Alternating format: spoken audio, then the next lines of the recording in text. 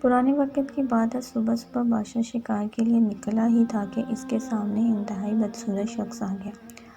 بادشاہ کو اسے دیکھ کر بہت غصہ آیا۔ اس نے دل میں سوچا کہ اب سارا دن برا گزرے گا۔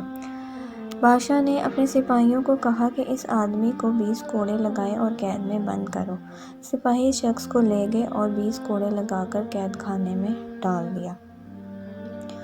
بادشاہ شکار کے لیے نکل گیا۔ اللہ کا کرنا ایسا ہوا کہ اس دن بادشاہ نے بہت سارے جانور شکار کیے۔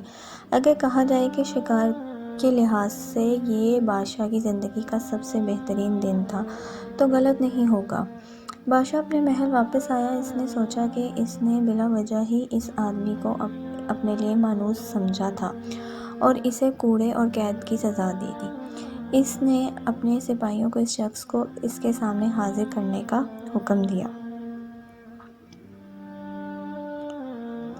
جب وہ بادشاہ کے سامنے حاضر ہوا تو بادشاہ نے اس سے کہا کہ میں تو بلا وجہ تمہیں مانوس سمجھا اور قید خانے میں ڈالا اور سزا دی، حالانکہ ایسا کچھ بھی نہیں تھا۔ تو اس شخص نے جواب دیا، بادشاہ سلامت، جس طرح میں پہلا شخص تھا جو آپ کے سامنے آیا، اسی طرح آپ بھی پہلا شخص تھے جو دن کے آغاز میں میرے سامنے آئے تھے۔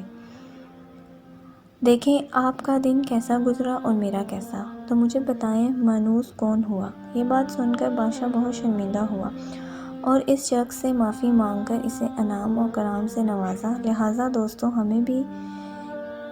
ہمیں بھی کسی شخص کے ظاہری حالات سے اسے برا خیال نہیں کرنا چاہیے اور ہر شخص کو عزت و قدر کی نگاہ سے دیکھنا چاہیے۔